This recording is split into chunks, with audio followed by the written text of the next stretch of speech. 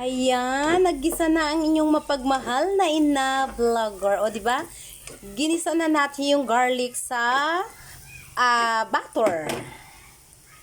So, ayan, nagba-brown-brown na siya, no? So, ilagay na natin ang ating mushroom na yummy, yummy, yummy na mushroom.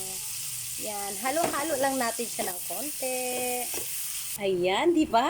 Lutong-luto na siya. Gisang-gisa na siya. Ayan. So, halo-halo lang po natin yan. Napakasarap. Di ba? Yummy!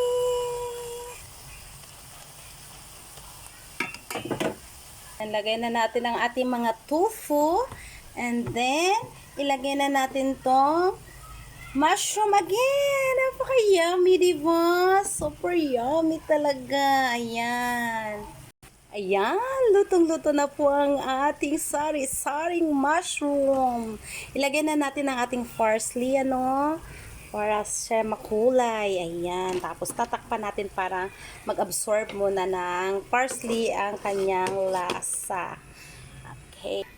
Ayan na, lutong-luto na po. Thank you for watching. Yummy, yummy, yummy.